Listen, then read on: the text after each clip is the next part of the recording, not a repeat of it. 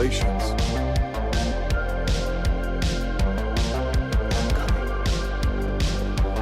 I'm coming! Thank you for supporting women's MMA. And all I really have to say is, let's go potty break picks.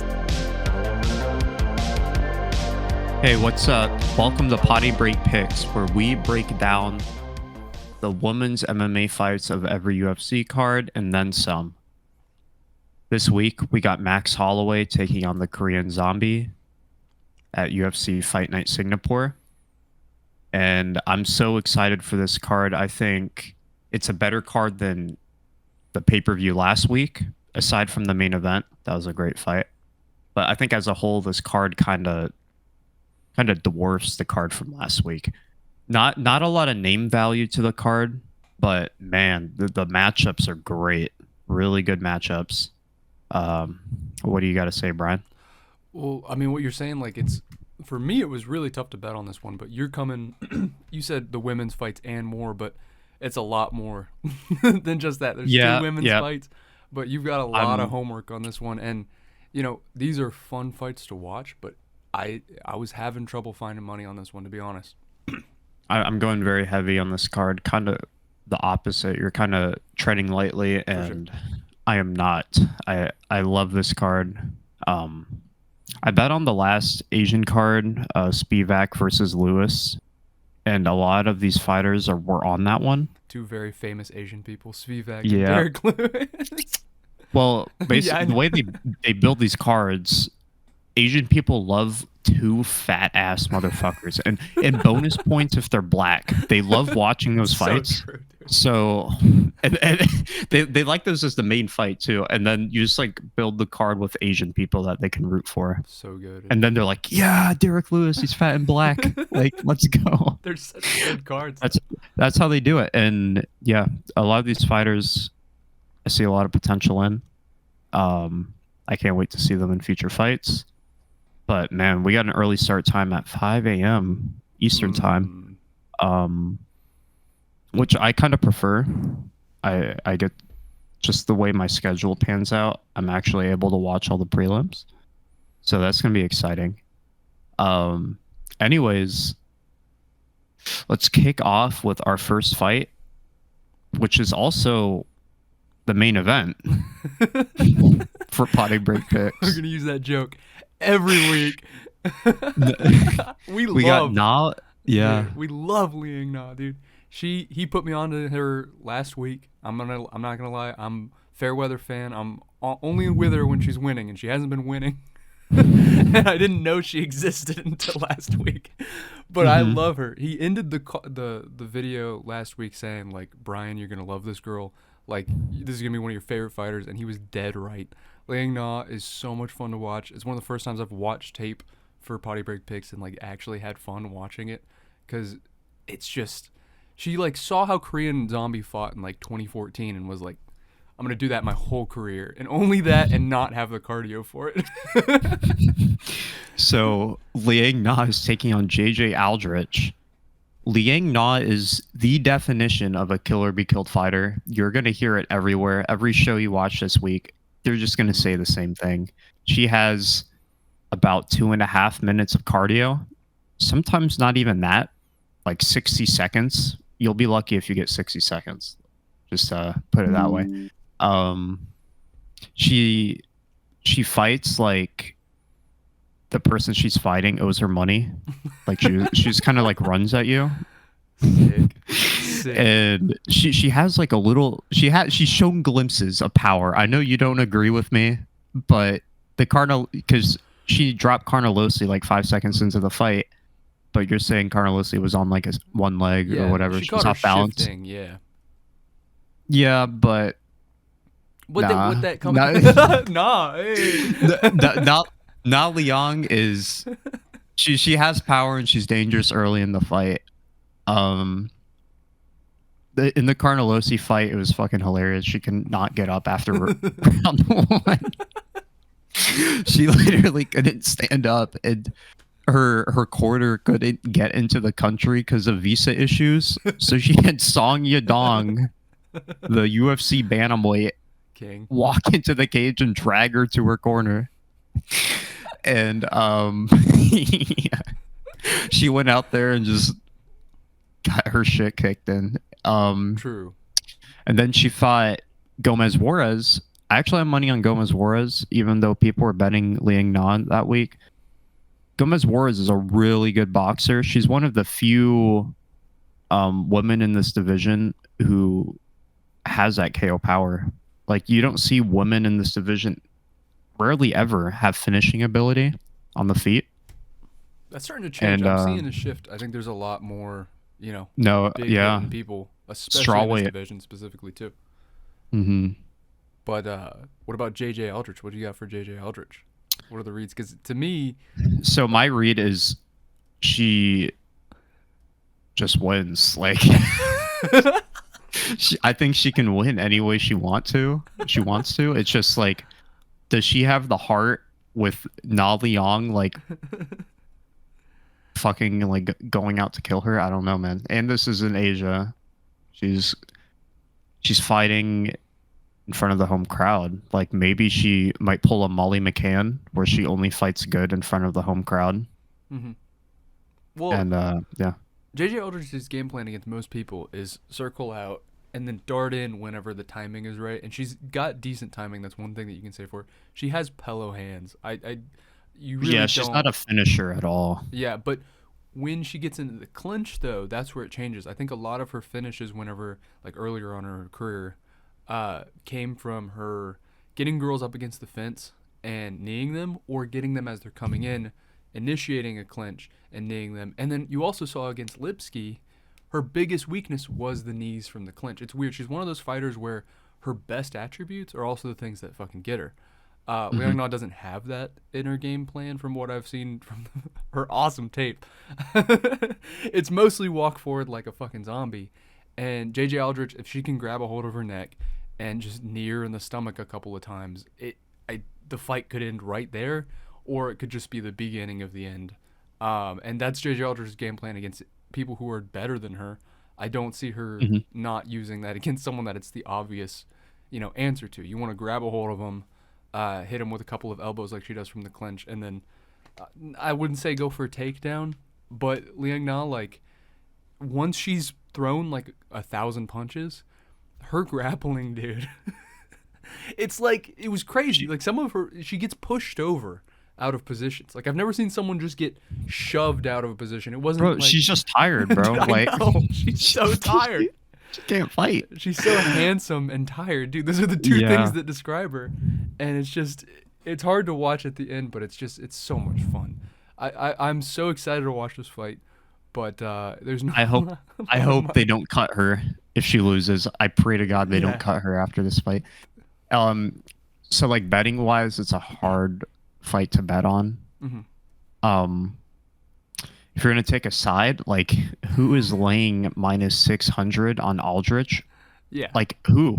Why would you do that? Yeah. Okay, and Aldrich actually opened as a minus 1,000, Oh my and then God, a I little didn't see that. bit of money came in on Na Liang.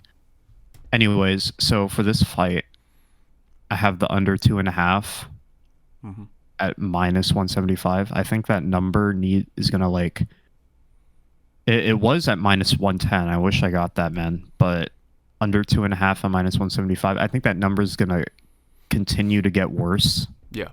By fight time. And once the props drop, I'm gonna sprinkle a little Na Liang round 1. Nice. Just a little, little Yeah. sprinkle. Yeah. Put a cup of coffee on it. I'm all in on Na, dude. I put my whole bank account on Na. I will say, I just sprinkled the money line for Na. That's all I did. yeah. I could see her winning 2 rounds against someone like Aldrich. It's not impossible. I could see her winning 2 rounds and then barely surviving the third if I'm delusional. But Maybe. I've already put the money down, so I'm kind of just Maybe justifying we'll it be after. so tired that we'll be like, wait, did Na Liang win? It'll be like a blur. Like, we won't even see the fight because we're like waking up. Anyway, so I like the under 2.5, and a little juicy stat. Na Liang has only been over the 2.5 round mark once in 25 fights. Holy fuck. I'll say that. Because she's the best, dude. That's why. And Yeah. JJ Aldrich, it's one of the, to me, it's a situation of like the meme fighter versus the bum killer. Like in women's MMA, if there's someone that's funny, I'll kind of bet on them on the basis that something funny is gonna happen. And like, I don't know. I like I said, a sprinkle, absolute sprinkle. But I don't like JJ Aldrich. I think that her most impressive wins are against completely unimpressive people. And the fact that she still has a positive record honestly kind of blew my mind when I was looking at her Tapology. Like, she's not anything special. And Liang Na, I think if she's in her hometown and she's got a little bit of that on her side, I could see it, dude. Yeah, man. I hope so. That would be awesome. That would be incredible to see. Yeah, that's 100% me betting with my heart. Uh-huh. And yeah, the I more think we the talk under's about this, the under makes sense though. I think no, you're right. that's not real. Like it just makes sense. And why not, dude? Na Liang, a plus 450 favorite in a WMMA flyweight fight Exactly. or a strawweight. I'm sorry. No, it's in flyweight. Wait. Oh, it is. Yeah, yeah. Oh yeah. 'Cause Okay, so she's she's coming up a weight class. Yes. That's interesting. So what if that was her cardio issue the whole time? I don't think that's the issue. and now she can keep this pace up for 3 rounds. That would be crazy. No. I think she's a fucking GPU. Dude, you never know, being bro. Fucking overclocked. She should not be working at the pace that she's working. It doesn't work. She needs to be comparing her to a GPU. Dude, It's crazy. She's being overclocked, and it's brutal. And I'd love to see her actually change her game plan up a little bit. I don't know if she can do anything else. I haven't seen her do anything else, but you know, I'd love to see that for her to win and stay in the UFC, and then go back to the fun stuff. Because I just want her to stay in the UFC. That's it. That's where I am with my heart on this one. But we can move on to the next fight because. All right, that was like a 10-minute segment. all right. For our next fight, we got save your money. All right. We got Yusaku Kinoshita taking on Billy Goff in this fight. Kinoshita in his last fight, I saw on Twitter people calling him the Japanese Conor McGregor. Crazy. He's getting KOs left and right. And dude, he has a brutal KO in Ryzen where he's like stomping on the dude's face and he got disqualified because he was holding the cage while he did it. It doesn't even make sense. Like you can stomp on someone's face, but if you like grab the top of the cage, like yeah, no, that's no good. We'll disqualify you for that. He lost his last fight against Adam Fugit. Fugit just like weathered the storm, took Kinoshita down and just like elbowed the fuck out of him for a mount. And that's how he won that fight. I think that's the game plan to beating Kinoshita. Take him down and he's breakable. We've seen him give up. Now, for Billy Goff, he gets dropped in every single fight. Every fight. He blocks punches with his face. Yeah. But he gets dropped and he's got such a fucking dog in him that he just comes back and finishes the person. Yeah. Like some Homer Simpson shit. And I think that kind of like plays like a mental some mental warfare. Like if you're beating a guy and you just empty everything into trying to finish him, and then he just like gets up. See what happens in his fights that I noticed when he gets dropped and he gets back.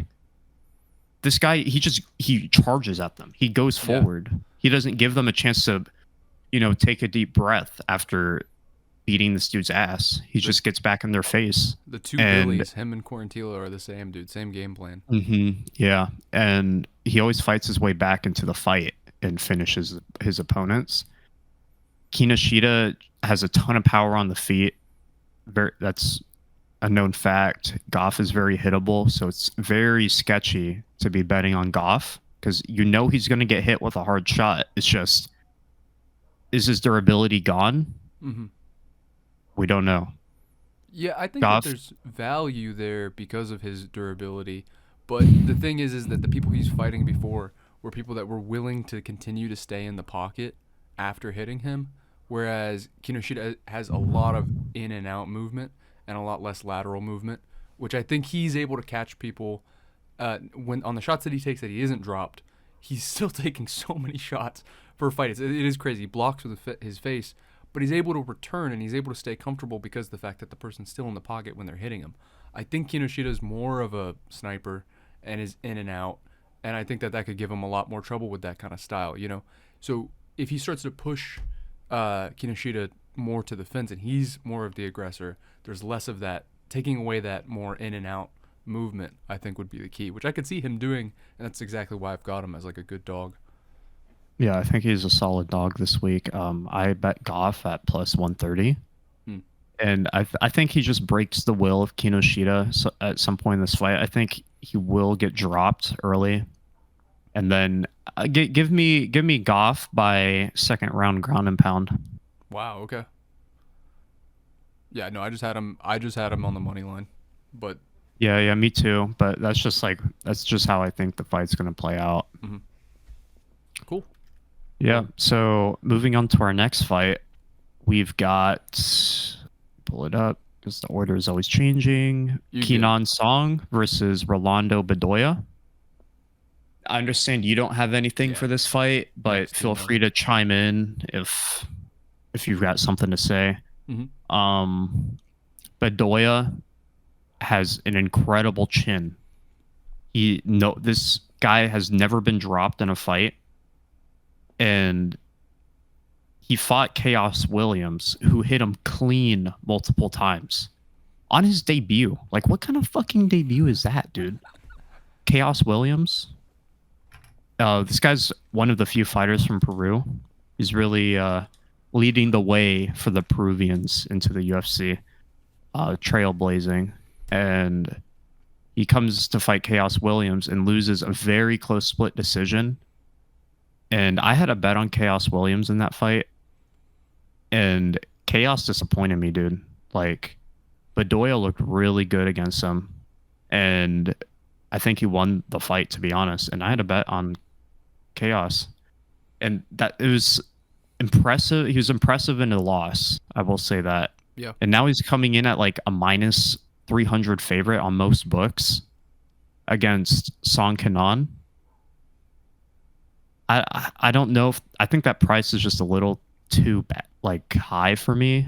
I don't know if I want to pay that for this guy. So I'm gonna parlay his money line with two other fights that I have later on the card. But this guy's got great cardio, great durability, just has zero striking defense. But who needs that when you have the chin of fucking Zeus? And Kenan, he has a ton of power. So I just don't think he's the guy to break Bedoya's chin in this fight. He's fought the better competition with a little more experience. And I expect Bedoya to just eat Kenan's best shot and just break him down later in the fight. Like, if you can take shots from Chaos Williams, and he hit Chaos Williams with some really hard fucking shots too. Like, if Chaos Williams didn't have the chin that he has, I think anyone would have gone out. I think Kenan Song would have gone out to those shots. It's funny how that works. I feel like some of my favorite fighters are fighters that I watched lose when I bet on the other guy, but still scared the shit out of me and had me clenching my asshole the whole time. And then I'm like, damn, this guy, you learn so much about a fighter whenever they lose to a guy that you thought was going to win, you know? And like, you can see like that prediction of what's going to happen, then watching it happen, and then it's still scaring you, like really gets you to like a guy. And like, I see where you're coming from with having such a hard read on this, because once you have that experience, like, I don't know, you just know a lot more about a guy from that than anything else, really. Yeah, I expect Bedoya to break Kenan at some point in this fight with his stupid durability, great ground game, and he has really good power too. So give me his money line as a parlay piece. We'll get to the other pieces later, and then I'll give you the total odds for that parlay. It's a 3-legger. Cool. And let's move on to the next fight. We got Chidi Njokuani versus Michelle Oleksiejczuk. Michelle is moving down to middleweight in this fight, but Chidi will still be way bigger. Chidi's huge, and he's going to have a 6 reach advantage as well. both guys want this fight to stay standing. They both kind of have the same way of fighting with their, their striking.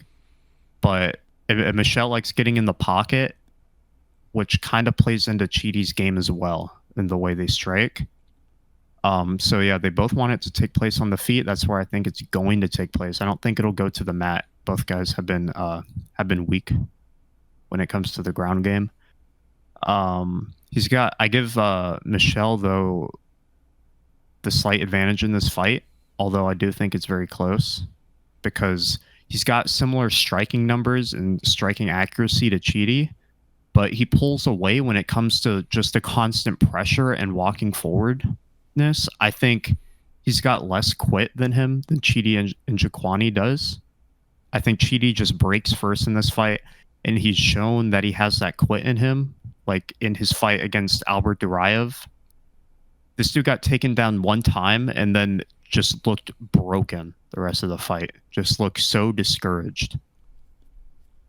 And before that, he even got knocked out by Gregory Rodriguez. I think somebody is getting fucking served in this fight. Mm-hmm.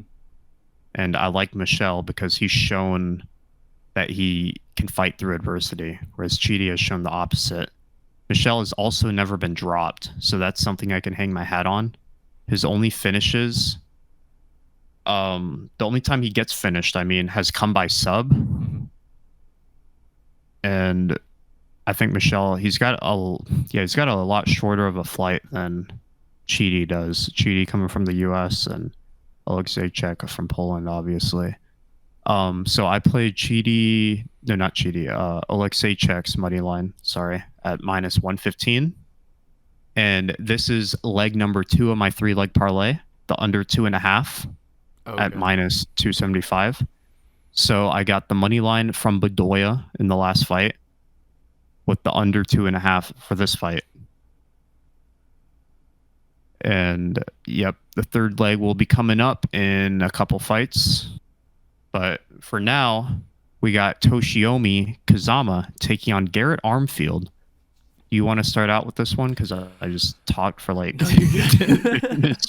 I had no reads on either of those last 2 fights. So yeah, no, this one, I knew Kazama from, talking about the main card when we're talking about Nakamura. And then I went and watched some of his tape. But the more interesting part about this to me is the numbers on Armfield and why Armfield is minus money. It didn't really make sense to me at first whenever you're looking at like his record and when he last fought. The guy last fought a year and a month ago, and he's had a riddle of injuries between then and 2 canceled bouts. Sometimes that's what people need. Like, actually coming off of a loss and then taking that long of a break can actually be good for some people. But when you hear this guy in interviews, he's talking about, like, moving camps just because he was running out of money. And, like, he was talking about being bedridden for three weeks from pink eye and, like, a horrible staph infection at the beginning of that.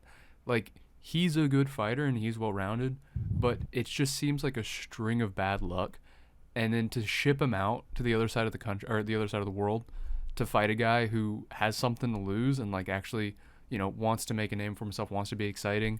It's just a recipe for a bad fight for him. Him being minus money, given all the extra factors, it's tough. It would be tough to bet on him or to use him as a piece. And then that's why I think Kazama's a good dog in this. Like, he walks forward with his chin on a platter, just like almost half this card, I swear. Like, there's so many dudes who are just walking forward. They're all Asian. Yeah, I don't know who's teaching them to do that, but they're all doing it. I'm impressed you got that info from a very obscure one from a really 40 views interview, dude. Garrett Armfield saying all this stuff. He's spilling the beans. That's the work, though. That is the work we put in. That's the potty break picks mentality, dude. But anyways, keep going. So I was going to say, no, Kazama just walks forward with his chin on a platter, and I don't think that even Garrett Armfield at his best is someone who can necessarily take advantage of that in a show-stopping way. I think that he can take advantage of that over the long run of a fight. But when you've got all this stuff, weighing against him in his camp, I don't really see him, coming out the better man on this. I just see Kazama is his fight to win, you know? Yeah, so I liked Kazama to win this fight before we went live. You told me about the info you got from that interview, and now I like him a lot more, to be honest. Because if this fight takes place in a vacuum, I think it's a very close fight. They both play into each other's weakness. It's a striker versus a grappler. Garrett is 5-0 when there's a knockout involved, but he's lost 2 times by submission. And Kazama is 5-0 when a submission is involved in his record and has lost twice by knockout. So you kind of see how it's going to be a car crash here. It's going to be a very exciting fight. Armfield is very well rounded with good pace and cardio, but so is Kazama. Like, he doesn't have an advantage when it comes to pace and cardio, in my opinion.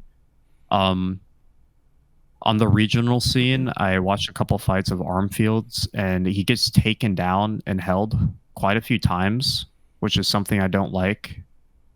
Kazama, he has really good judo in the clinch, and that's where he gets most of his takedowns. He's not really double legging you in the middle of the cage. And when he does get on top of you, he's really good. Like, he has a very active top game. He's always trying to pass guard, and he's always looking for submissions. And he incorporates really good ground and pound from what I've seen. And he isn't only dangerous on top. Like, he's not giving up minutes to try and submission hunt. Great point. Yeah. He's winning minutes as well while he's doing it. He's very economical in the way he's trying to finish you on the ground. And Armfield, with all that background shit on top of that, he's making a long ass trip over. And Kazama, he's gonna have the hometown crowd on his side. I think Kazama got really unlucky in his last fight. Like, why? I don't know why they matched him up against Nakamura. Like, that dude is a fucking stud. We'll get to him later. Garrett Armfield kind of too. He fought David Onama, and he did pretty all right against that in that fight against David. But David, he's a stud, dude. They both just last fought really good fighters, and I think this is a great matchup where they're both kind of on each other's level, in my opinion. Yeah, it's just all that background noise about Armfield I just hate, and I think at plus 140, Kazama moneyline is just a really solid value bet, in my opinion. Yeah, I agree. And it's one of those things where it's like, Armfield, like, if he was moving camps, like, to reassess, you know, I love to see that in fighters, and that actually makes me bet on people more, especially if it's a good camp. But I mean, he's going from Florida to Mississippi because of financial reasons, you know, is what he's saying for the most part. It's like, that doesn't look good. That's really hard to bet on, you know. I kind of feel bad for the guy, and I kind of wish him the best. I kind of want him to win in a weird way. And usually guys that take a break off because of an injury, sometimes that can be really good for a fighter, especially if they're coming off a loss early in their UFC career. You know, they were doing really well in the regional scene. They lose early because of the stakes involved, and then they get to take a little break and understand that, you know, I'm in the big leagues now. I have to change my game up a little bit. That's good for them. But like you said, with all this background noise, it's just so hard to bet on a guy like that, you know? It's an unfortunate situation. Yeah, the narrative aspect of this fight scares me a lot. True. For Armfield bettors. So then all right. Want to move on? Yeah, moving on to the other main event of this card. Aaron Blanchfield versus Tyler Santos. I'll let you start with this one. All right. This is where we split up a little bit, and I like Santos for this, and I think me and him came to a conclusion together a little bit. Maybe he disagrees. I'll let him speak for himself, but I think if this was a 5-round fight, Santos would be such easy money. I think that the danger comes in the 3-round fight where Aaron Blanchfield can win rounds. I don't necessarily see a finish, but I don't see it as an impossibility. Like, it's not so far-fetched, but in a 5-round decision, Santos wins this. This is a 3-round fight, though, and Santos has been holding off, out of spite because she wants that rematch with the champion, who's not the champion anymore, obviously. because a lot of people say that she won that fight against Valentina. The tools that she has, though, similar to what I was saying about Aldrich, she does really good against heavy pressure, in my opinion, because she's able to turn aggressive in-fighters darting into a clinch striking. She's able to like bridge that gap into the clinch, and when she bridges that gap, she's dangerous and she's putting consistent damage that looks really good because she's willing to have a very patient fight outside, and then when it's in, she's willing to do what she needs to do to win and look good. And I think that does well, especially in the grappling. That also speaks to her style in the grappling. You see her get taken down a lot. I mean, even Valentina was landing great takedowns on her, even though she's a good grappler. What was happening, though, is when she landed, as soon as she hit the mat, she was on a scramble. She was on a scramble to get on top. She was on a scramble to end up in a better position. She was on a scramble to get back standing if she needed to, if she didn't like the position. And that's why people think that she won the Valentina fight. She was constantly scrambling, and then she ended up on her back multiple times. So Blanchfield, on the other hand, I've seen so much of her doing this research for Potty Break picks on these women, you know what I mean? You just see clips of her just starching, or not starching, but like destroying girls and making them look bad and stuff like that. But her style, you know, I don't think she's capable of having a patient fight. And then as soon as it gets rowdy, I think Santos has the ability to quell that and turn it into a more aggressive in-fight and then win the round and back off. And that's why I see Santos winning by decision by the end. But I've just got her money line. Okay. What's her money line? Oh, I had plus 130 when I put the money. Plus 130. Yeah, Okay. It's not that split. Like it's decently close, but I still think it's good money. Okay. Yeah, you got a good number. I'm seeing her at like plus 120 on Bet Online. Nice. I agree with some of your points. Anyways, let me get into this. Blanchfield is going to be 6 years younger than Santos, but Santos is going to be the way bigger fighter. She's just very long. Blanchfield, the way she's been winning, just looks unstoppable. She's bullying girls. She legit R-worded Miranda Maverick. Just R-worded her. Yeah. Okay. She's getting submissions, and Jessica Andrade, I was very scared for her in that fight. Although I bet Blanchfield, I was kind of nervous. I was like, Andrade has so much experience. She's kind of like, you can consider her the upper echelon of this division. She's kind of turning into more of a gatekeeper nowadays, but she's been in there with the best. She has championship experience. She's an ex-champ, for God's sake. And Blanchfield made it look like she didn't fucking belong in there with her. It was very impressive. Just took her down and destroyed her. Anyways, I like Blanchfield in this matchup because she has immense pressure and walks down her opponents when she's trying to get a takedown. Like, her striking is very meat and potatoes, but she's getting in your face, and I kind of favor that against a girl like Tyler Santos, where I think you said Tyler Santos needs chaos, or she forces chaos and does good in it. But I kind of think it's the opposite. I think if Blanchfield causes any chaos in this fight, she's going to look better than Tyler Santos in those exchanges. I think if Blanchfield gets it on the fence, she can take Tyler down.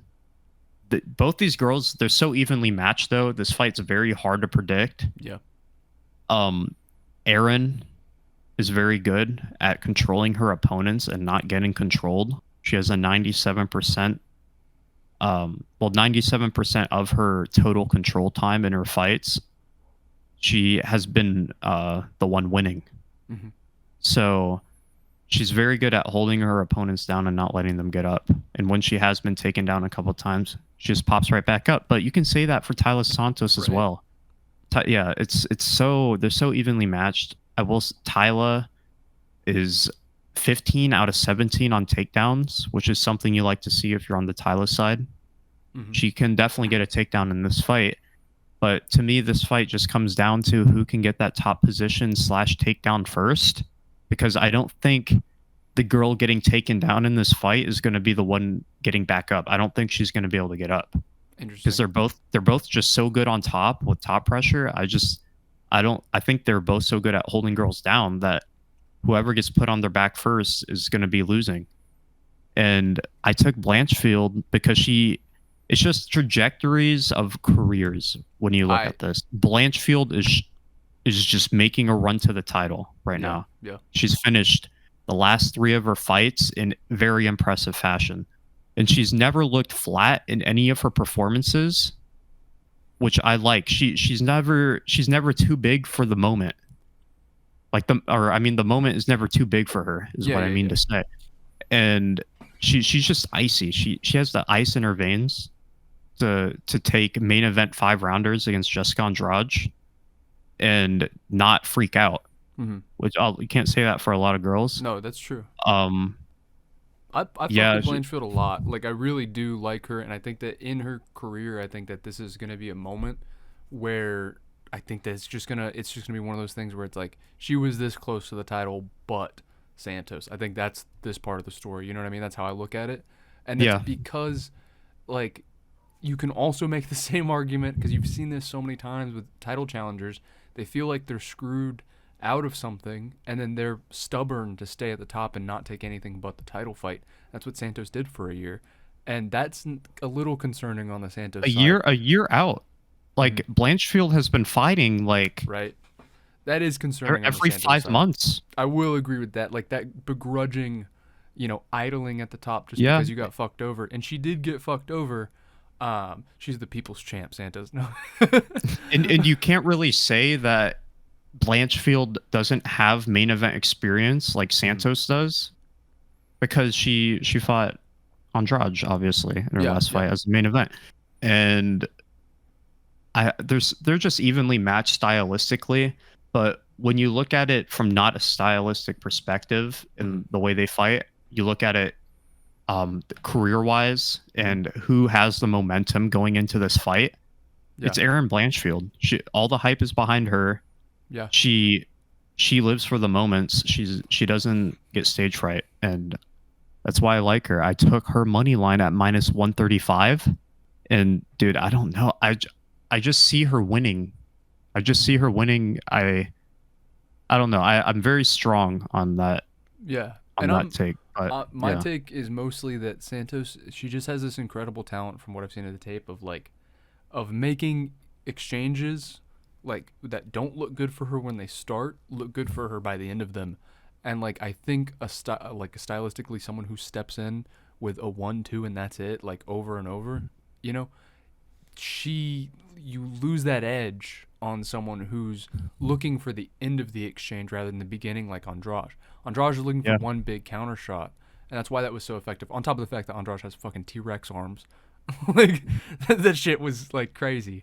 But when Erin Blanchfield steps in, I think she's looking for girls who, are looking for a big shot back. But I don't think Santos is necessarily doing that. I think she's willing to turn an ugly striking exchange into a clinched one, and then from the clinch, make it just put a period at the end of the sentence that looks good for her. You know what I mean? Yeah. So I agree with that. I think Santos definitely has the edge on the feet. Mm-hmm. I think if this was a boxing match, Santos would win. Mm-hmm. I just don't see it being that. But if it actually ends up like that, if they just can't get each other down because they both have such good takedown defense, Santos could easily end up winning this fight. Yeah. I think this should be even money. I'm actually surprised that it ended up that, especially anyone that looks at her winning or winning the Valentina Shevchenko fight. You know what I mean? And there's so much. This is so implicative of like the rest of the division. Like this matters a lot for the division. So there's more we could say about this, but just for the betting wise, I think we're pretty split. So yeah, I mean, whoever wins this fight is probably fighting for the title against the winner of Grasso and Shevchenko, right? Yeah, right. But also, by the way, Andrade just got confirmed to fight. What's her name? Oh yeah, she took another fight today. Already? She just fought. Who was it? It's I hate her so much, and I don't remember her name. That's how much I hate her. Jiu-Jitsu girl. fake accent jiu-jitsu girl. I can't remember her name right now. I'm such a casual. Oh, Thank you. Please, I'm gonna edit in the sound of her name. oh, what is her name? Dude, Oh man, we fake should know accent this. jiu-jitsu girl. We make I fun know of you're her talking all about the white time. girl, the thick white girl, right? the pog. With the fake Brazilian accent. Mackenzie Dern. Thank you. Mackenzie Dern. Thank Yeah, you. that took way too long, but it's such a good fight, and I can't wait to watch Mackenzie Dern destroy her. Dude, yeah. Why is she taking so many fights so fast, dude? We love Andrade. Dude, we were spot on because we were saying she's doing it for the money, bro. She's trying on her current contract. She's trying to get as much money out of it as she can. Yeah. She's not. She said, "Fuck the title. Like I'm just trying to get money now because she gets paid a lot." I So respect that. Yeah. Post champ money, just taking but fights.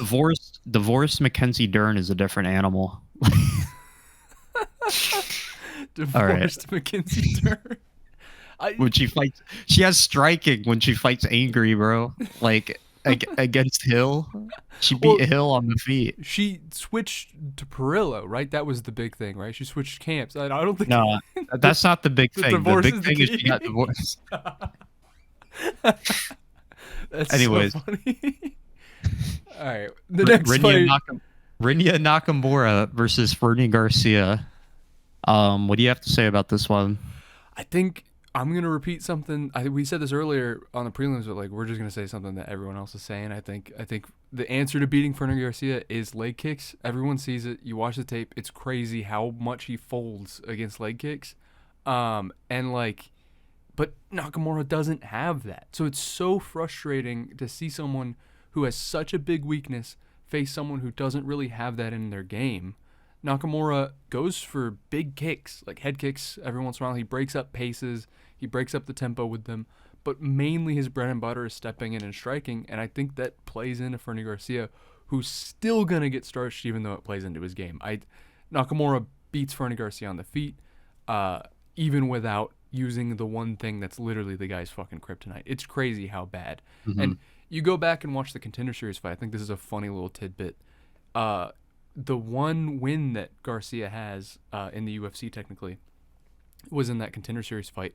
And he goes and he's fighting a big kicker. I'm forgetting his name now, but a big Joshua kicker. Williams. Thank you. Joshua Williams. And he is destroying Garcia's legs. He's winning the fight. He's piecing him up. He's scaring him with the leg kicks and then sticking in the jab. He's beating Garcia. And then Garcia starts to retract his front leg to just not deal with the calf kick at all. And it's actually paying huge dividends. At the very end of the fight, he starts adjusting his game really well. And then he starts stepping in on the guy. And it's like, whoa, this guy all of a sudden learned how to like deal with leg kicks out of nowhere in the middle of the fight. And then you hear his corner yell out and go, Mexican boxing. You're a Mexican. Do Mexican boxing. They literally say that verbatim. And he again starts getting leg kicked again. And he's like, no, I'm going to stand like this and I'm going to walk forward and get leg kicked. And then all of a sudden he lands this big right hand that knocks down the guy. And then he finishes the fight there. And like, that's the worst thing to see. Someone who was starting to get a game that was dealing with the one thing that's his kryptonite. And you see his coach tell him to do something and it actually works. You know what I mean? But that's not going to work against most people. It's so frustrating to see someone like on the verge of fixing something about their game and their coach guides them in the complete wrong direction and it works out for them because now they're going to do that for the rest of their career. Yeah. And you saw that in his next two fights. You know, he was getting chopped up on the legs. He did not bring an answer to that. Yeah, this guy's on a 2-fight skid, and now he's being shipped over from Dallas, Texas to Singapore to fight Rinya Nakamura. This dude's a fucking killer. We love this guy. And you're talking about his striking a lot, Nakamura. I know. He's got crazy power, but this dude's like a legit wrestler. Yeah. Like, he not like some Chinese like divisional champ. Like, he was a Japanese wrestling champion. And I was reading a Japanese article, and he was saying he was on the pursuit for Olympic gold. Like, he was well on his way to becoming an Olympic wrestler. He just decided to hang it up and chase the UFC basically.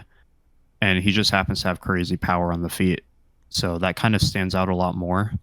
I think they're just setting up Fernie Garcia to get brutally finished in front of the Asian fans. Yeah. and kind of give Nakamura like a little fan base going, you know?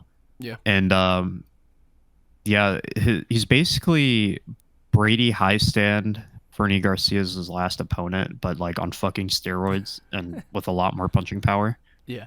I just don't see it ending up good for Fernie Garcia here, man. Now, my question for you is like, where's the money in this? And like, also, do you see this finishing or do you see this going to a decision?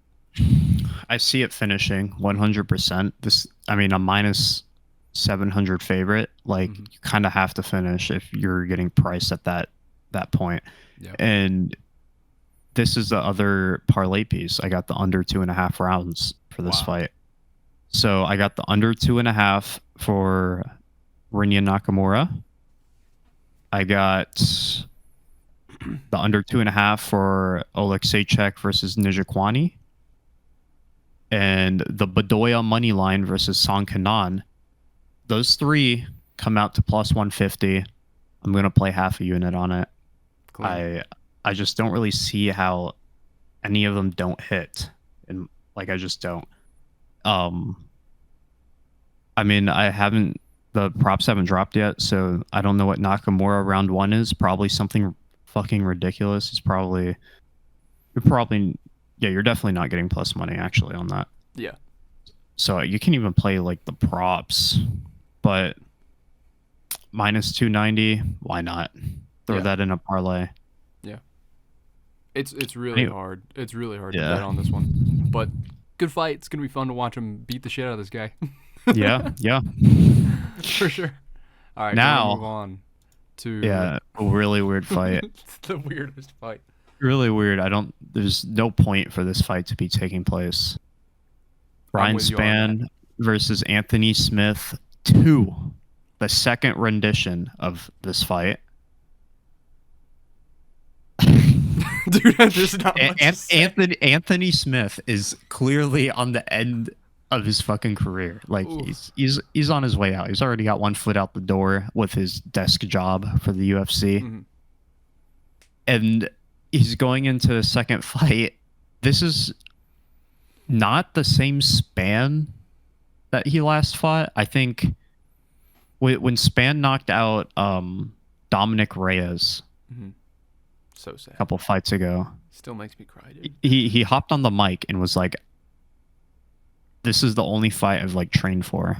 He says he's never trained for a fight before knocking out Dominic Reyes, and I don't know why, but I kind of believe him. Yeah. And I believed him against Nikita Krylov, and then Nikita Krylov just submitted him.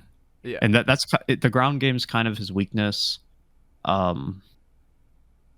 I just think it sounds stupid, but I think Ryan Spann he's just gonna try harder than Anthony's. Okay. Oh, that's so funny, dude. Oh my god. Yeah. That's such a take. the thing why this is so weird is because Anthony Smith like hates Ryan Spann for some reason. he like hates him on a personal level, on like some delusional shit. Yeah. And he like after they first fought, Anthony Smith like got up and like started celebrating like he won his first amateur fight or something. Like it was wild. Okay, and then he's on a UFC talk show like 9 months later, 6 months, 9 months later, and a fan like asks him a question about the fight, or he asks like who his favorite like opponent was or something that he beat in the division or something, and he just says Ryan Spann is forever my bitch. That's all he says. Just completely off topic. Like it had nothing to do with the question, to be honest. He just said that, and I don't know why, but he hates Ryan Spann. Dude, it's so funny. I think like Ryan Spann is. I think he's gonna brutally finish him. I think he's gonna kill Anthony Smith. Well, it'd be one thing if Anthony Smith was some kind of like wily old vet that's been hanging around in the division, teaching people a lesson and like being interesting, like a Jim Miller kind of thing or something like that. But like, no, Like he's really like, even when he was at his best, I think his athleticism sort of carried him. And then it was at that point, that weird point in MMA. I think when he was at his peak was like when like fence wrestling was like using the fence to get up was all of a sudden like new tech. Like it was like actually like interesting, and like it's just his game's outdated. He doesn't have any cool like veteran tools that make me like him and want to watch him. He's completely off my radar, and like so is Ryan Spann though. Like I'm not watching Ryan Spann fights, to be honest. And Ryan Spann, he has power. Like he has power, and Lionheart Smith, I don't know. He almost got knocked out by Johnny Walker. All Johnny Walker had to do was like just step on the gas like a little bit, and the fight would have been over. Like I had Johnny Walker in that fight at around even money, basically where this fight's at. I don't know why, but the odds makers for Anthony Smith, they think he's like good, like not good, but they think he's okay. Yeah. And I don't think he's okay. I think he's fucking bad. Like yeah. he has his career trajectory is just downhill. Like we were talking about Blanchfield, uphill. Smith, downhill. Like the complete opposite. Spann, It sucks. Mad chillin'. Yeah, Spann just straight trajectory. That's so funny. Yeah, no, Smith, I respect anyone in the UFC with 36 fights. It's just that, like, again, there's no tools that I'm seeing or like new things that are coming out of the guy to adapt to what's new. It's just he's just losing, and it's even when not he scrapes, not 36 fights, 36 wins. Oh, true. He's 18 losses. My bad. He's been finished 14 times. Jesus. Like, what if Spann's like, fuck this, bro. I hate fighting. Like, I just want to get this fight over with, and just like, I don't know, just destroys him. I don't know why. I just see Spann like one-shotting Smith somehow. Yeah. He activated him. So I played Spann money line at -125. There should be a bigger gap. It's crazy. That's -125. I don't know. Yeah, I don't think there actually was a bigger gap. And then someone dropped a nuke on Anthony Smith like yesterday. What happened? And the line closed. Someone dropped like a fucking bag on Anthony Smith. I thought you meant some like scandal broke about Anthony Smith or something like that. It's like no, someone dropped a lot of money on him. Just footage of him like dropping John Jones and sparring or something like that came out. That'd be crazy. All right. Well, anyways, that's the card. I thought this was gonna be. That's all we have in bets. But there's really no money to be made on the main event, like in my opinion. Yeah. Unless you could bet Max Holloway by 1 million punches, then if you can find that bet on some weird website, bet Max Holloway by 1 million punches, because this is gonna be. It's brutal that they're even dragging this guy out here. I was kind of like, I was taking a look, just a small peek at the over, and it got smashed. It was like, it's set at 2.5 rounds, and it was at a playable price, like -190. Now it's -245. Yeah. But yeah, I don't know, man. I'm not gonna touch this fight. I usually try to bet the main event like every time, but I don't know. From like a fan perspective, I have no interest in it. From a betting perspective, I definitely don't have any interest in it.